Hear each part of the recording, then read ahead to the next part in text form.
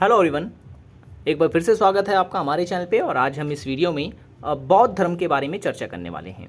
ठीक है, तो एनसीईआरटी हिस्ट्री की ये हमारी जो है 7वीं वीडियो है। 6 वीडियो हमने ऑलरेडी अपलोड कर दी थी। अगर आपने वो वीडियो नहीं देखी है तो आप उसे ज़रूर देख लें, लिंक डिस्क्रिप्शन में दे दी है इस वीडियो की। और वीडियो पसंद आए तो लाइक करें, चैनल को सब्सक्राइब नहीं किया तो ज़रूर कर लें, ताकि जब जब हम वीडियोज़ डालें आपको जानकारी मिलती रहे। और ये वीडियो जो है काफ़ी इंपॉर्टेंट है। आप किसी भी अगर एग्ज़ाम की तैयारी कर रहे हैं, ठीक है, अगर आप सीटेट की एग्ज़ाम की तैयारी कर रहे हैं या DSSP की, KVS की, या किसी भी टीचिंग एग्जाम्स के लिए, तो आप हमारी वीडियोस को फॉलो कर सकते हैं। तो चलिए शुरू करते हैं आज का वीडियो। बौद्ध धर्म देखिए, जैन धर्म पे कल मैंने चर्चा की थी, आज बौद्ध धर्म की बात करेंगे। तो बौद्ध धर्म के जो संस्थापक थे वो गौतम बुद्ध थे। ठीक है, गौतम बुद्ध जिनके बचपन का जो नाम था वो सिद्धार्थ था। ठीक है, इनके जीवन से जुड़े हुए कुछ यहाँ पे तथ्य मैंने लिखे हुए हैं जो एग्ज़ाम में बार बार रिपीट होते हैं। तो उसको मैंने इस तरीके से लिखे हुए हैं ताकि ये आपको याद करने में भी इजी रहे। और आप अगर इसे लिखना चाहते हैं तो लिख सकते हैं स्क्रीनशॉट लेकर के। ठीक है, तो जन्म कब हुआ था गौतम बुद्ध का?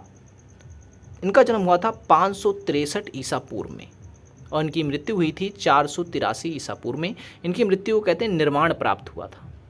ठीक है, आगे हम और विस्तार से इस पर चर्चा करेंगे। इनका जन्म कहाँ हुआ था? तो जन्म स्थल अगर पूछे तो लुम्बिनी वन में हुआ था। इनके पिता का नाम था शुद्धोदन, जो कि शाक्य वंश के थे। ठीक है, राजा थे, ये एक क्षत्रिय परिवार से थे। और इनकी माता जो थी, इनका नाम था महामाया, ये कोलिया गणराज्य की थी। ठीक है, कोलिया गणराज्य की थी। और इनका अन्य नाम भी है। ठीक है, जैसे मैंने आपको बताया कि जो महात्मा बुद्ध थे या गौतम बुद्ध जो थे, इनके बचपन का नाम तो सिद्धार्थ था, लेकिन इन्हें अन्य नामों से भी जाना जाता है, जैसे कि इन्हें शाक्य मुनि भी कहा जाता है और तथागत भी कहा जाता है। ठीक है, ये आपको याद रखना है, इन्हें शाक्य मुनि भी कहा जाता है और तथागत भी कहा जाता है। और इनकी विमाता, क्योंकि बचपन में ही जो है इनकी माता की मृत्यु हो गई थी, तो इनका पालन पोषण जो है उनकी विमाता यानी कि मौसी ने किया था। तो क्या नाम था मौसी का, वो भी आपको याद रखना है, गौतमी प्रजापति। ठीक है, गौतमी प्रजापति। ये गौतमी प्रजापति वही हैं जो सबसे पहले बौद्ध संघ में शामिल होने वाली भिक्षुनी थी। ठीक है, इनका एक पुत्र भी था गौतम बुद्ध का, जिसका नाम था राहुल।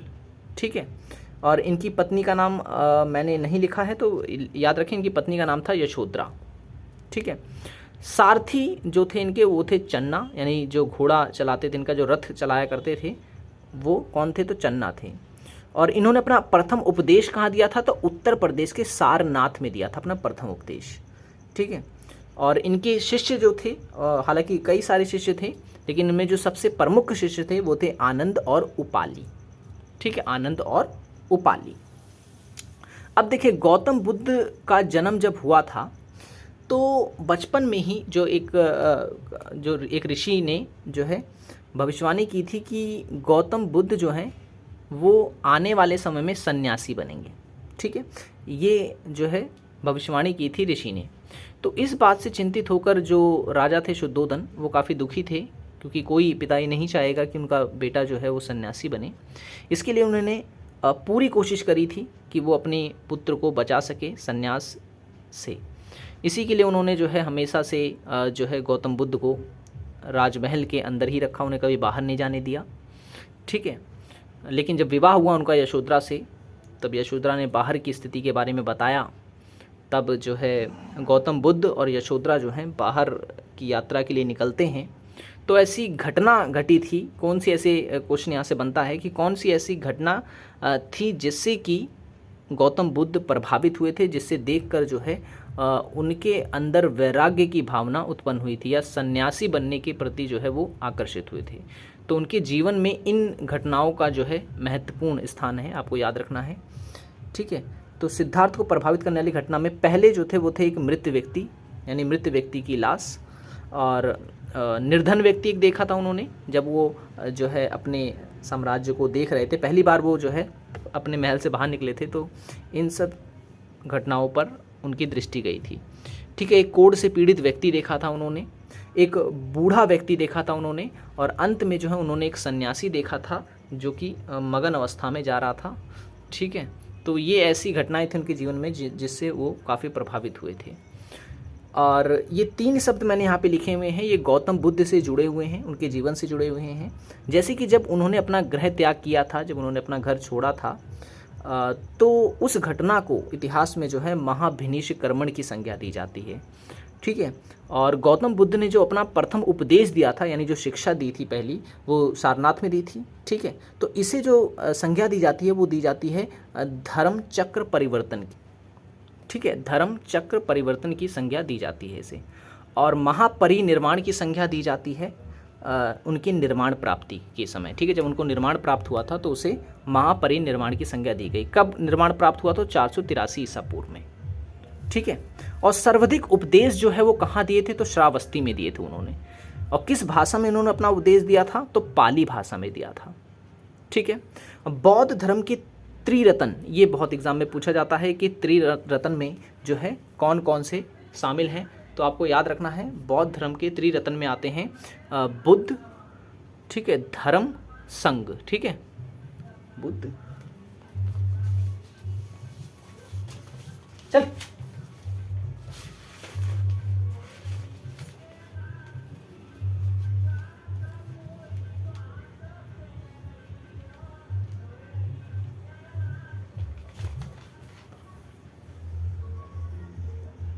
ठीक है, बुद्ध, धम्म और संघ। 4 आर्य सत्य भी आपको याद रखने हैं जो कि जैन धर्म से संबंधित हैं, जैसे कि दुख, दुख समुदाय, दुख निवारण और अष्टांगिक मार्ग। ठीक है, गौतम बुद्ध ने कहा था कि ये जो संपूर्ण संसार है वो दुख से घिरा हुआ है। ठीक है ना। और उसका कारण भी फिर उन्होंने बताया कि दुख का कारण जो है वो है तृष्णा यानी कि इच्छा। ठीक है। और उसके बाद दुख का निवारण भी उन्होंने बताया।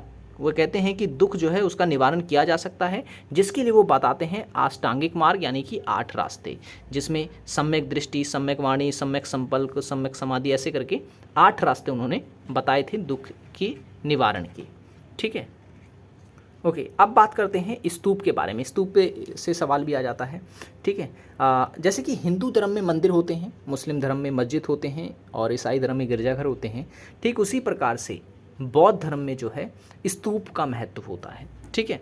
स्तूप क्या है? तो याद रखें, जब गौतम बुद्ध की मृत्यु हुई थी तो उनके जीवन से संबंधित जो वस्तुएं थीं, ठीक है, उनको गाड़ करके वहाँ पर जो है इस तरह की एक आकृति बना दी जाती थी। आप देखेंगे एक गोल गुंबद आकार की जो आकृति है, यही स्तूप है। इसके चारों तरफ जो है वो ईंटों की चिनाई की जाती थी। और ये जो आगे आप गेट सा देख रहे हैं, बड़ा सा गेट, इसे तोरणद्वार कहा जाता था उस समय। ठीक है। तो ये स्तूप होता था, यहाँ पर जो लोग होते थे बौद्ध धर्म के, वो पूजा पाठ भी करते थे। प्रमुख स्तूप भी आपको याद रखना है कहाँ कहाँ पर हैं। तो ठीक है, तो प्रमुख स्तूप की अगर हम बात करें तो वो है सांची में, भरहुत का भी स्तूप और अमरावती का स्तूप। ये 3 जगह जो है के जो स्तूप हैं वो काफ़ी प्रसिद्ध हैं। हालांकि भारत के कई क्षेत्रों में आपको स्तूप देखने को मिल जाएंगे, लेकिन जो सबसे प्रसिद्ध हैं वो यही हैं। अब यहाँ पर मैंने लिखे हैं बौद्ध के जीवन से जुड़े हुए प्रतीक। ठीक है, बौद्ध के जीवन से जुड़े हुए प्रतीक। तो एक तरफ मैंने यहाँ पे लिखी है घटनाएं और यहाँ पर प्रतीक लिखे हुए हैं। ठीक है। तो उनके उनका जो जन्म हुआ था, तो जन्म का जो प्रतीक है वो है कमल। ठीक है, कमल का फूल। और दूसरा गृह त्याग, यानी जब उन्होंने घर छोड़ा था अपना, तो उसका जो प्रतीक है वो है घोड़ा। और ज्ञान, जब उन्हें ज्ञान प्राप्त हुआ था कहाँ पर, तो वो हुआ था पीपल वृक्ष के वहाँ पर। ठीक है। तो पीपल के वृक्ष को जो है उनकी ज्ञान प्राप्ति का जो है प्रतीक माना जाता है। और जब उनकी मृत्यु हुई थी, या कहीं कि उनको जब निर्माण प्राप्त हुआ था, तो जो है उसका प्रतीक चिन्ह माना जाता है पद चिन्ह को। पद चिन्ह यानी उनका पैर का जो चिन्ह है उसको जो है प्रतीक माना जाता है। और ठीक है, और मृत्यु अगर पूछे तो मृत्यु का प्रतीक जो है वो है स्तूप। ठीक है, स्तूप जो है वो उनकी मृत्यु का प्रतीक है। यहाँ पर मैंने कुछ बौद्ध ग्रंथ लिखे हुए हैं। ठीक है, ये भी आपको याद रखने हैं, बौद्ध ग्रंथ। तो इस तरफ हैं ये सारे बौद्ध ग्रंथ हैं और ये उनके रचनाकार हैं। यहाँ से सवाल भी पूछा जाता है। जैसे कि पहला जो बौद्ध ग्रंथ है वो है मिलिंद पनाहो। ठीक है, मिलिंद पनाहो। तो इसके रचनाकार जो थे वो थे नागसेन। ठीक, एग्जाम में पूछा गया है नागसेन। बुद्ध चरित्र के जो रचनाकार थे वो थे अश्वघोष। ये भी एग्जाम में कई बार पूछा गया है। ठीक है। और फिर है माध्यमिक कारिका। इसके जो रचनाकार हैं वो है नागार्जुन। ठीक है, नागार्जुन। और विशुद्ध मग, ठीक है। विशुद्धमग्ग जो है इसके रचयिता भी जो हैं बुद्ध घोष हैं, ठीक है, बुद्ध घोष हैं। और अभिधम्म कोश की अगर हम बात करें, अभिधम्म कोश, तो इसके रचनाकार हैं वसुबंधु, ठीक है, वसुबंधु। अब बात करेंगे बौद्ध धर्म की संगतियों की या बौद्ध सम्मेलन की, ठीक है, जो कि हुए थे बौद्ध धर्म से संबंधित, ठीक है। तो यहाँ 4 बौद्ध सम्मेलन हैं जो काफ़ी प्रसिद्ध थे, ठीक है। जो पहला है वो है, प्रथम जो बौद्ध सम्मेलन है वो कहाँ हुआ था, तो राजगृह में हुआ था। कब हुआ था, तो 483 ईसा पूर्व में हुआ था। और इसके ये किसने करवाया था, तो उस दौरान जो शासक थे वो थे अजातशत्रु, उन्होंने ये सम्मेलन करवाया था। और ये किस वंश के थे, वंश आपको याद रखना है, ये हयक वंश के थे, ठीक है, हयक वंश के थे। उसके बाद अध्यक्ष अगर पूछे कि बौद्ध सम्मेलन, जो प्रथम बौद्ध सम्मेलन हुआ था उसके अध्यक्ष कौन थे, तो वो थे महाकश्यप, ठीक है, महाकश्यप। और दूसरी बौद्ध संगति या कहें कि दूसरा बौद्ध सम्मेलन जो था वो कहाँ हुआ था, तो वो हुआ था वैशाली में। किस वर्ष हुआ था, तो 383 ईसा पूर्व में। ये हुआ था 483 ईसा पूर्व में, ठीक है, प्रथम वाला। और द्वितीय हुआ था 383 ईसा पूर्व में। और इसको करवाया था किस शासक ने, तो वो करवाया था कालाशोक ने, ठीक है, कालाशोक ने। और जो है वो किस वंश के थे, तो शिशुनाग वंश के थे। और अध्यक्ष कौन थे इस सम्मेलन के, तो अध्यक्ष थे सर्वकामी, ठीक है, सर्वकामी, सबकामी।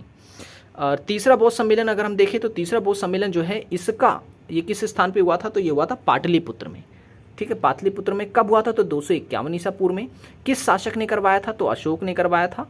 किस वंश के थे, तो मौर्य वंश के थे। और अध्यक्ष कौन थे इस सम्मेलन के, तो वो थे मोगलीपुत्र, ठीक है। चतुर्थ बौद्ध सम्मेलन की अगर हम बात करें, तो चतुर्थ बौद्ध सम्मेलन जो है ये कुंडलवन में हुआ था, कुंडलवन कश्मीर में। किस वर्ष हुआ था, तो प्रथम ईसा पूर्व में हुआ था। और शासक कौन थे, वो थे कनिष्ठ, ठीक है, कनिष्ठ कुषाण वंश के। और अध्यक्ष कौन थे इसके, तो अध्यक्ष जो थे वो थे अश्वघोष और वसुमित्र, ठीक है, अश्वघोष और वसुमित्र जो है वो इसके अध्यक्ष थे, ठीक है। तो ये भी आपको इसमें याद रखना है। तो बौद्ध धर्म से संबंधित जितने भी महत्वपूर्ण तथ्य थे वो हमने आज चर्चा कर लिए हैं। और मेरे ख्याल से मैंने पूरी कोशिश की है कि कोई भी फैक्ट ना रह जाए, वो सारा का सारा मैंने इसमें डाला है। आप देखेंगे सभी एग्ज़ाम्स में जो है यहाँ से बाहर क्वेश्चन नहीं पूछे जाएंगे अगर आपने इसे पूरा देख लिया है तो, ठीक है। तो आज की वीडियो में इतना ही, अब मिलेंगे हम अगली वीडियो में। Thanks for watching this video. पहले की वीडियो देखना चाहते हैं तो लिंक डिस्क्रिप्शन में है, क्लिक करें और देख सकते हैं। और चैनल को सब्सक्राइब नहीं किया तो जरूर कर लें, ताकि जब जब हम वीडियोस डालें आपको सबसे पहले जानकारी मिलती रहे। मिलेंगे अगली वीडियो में।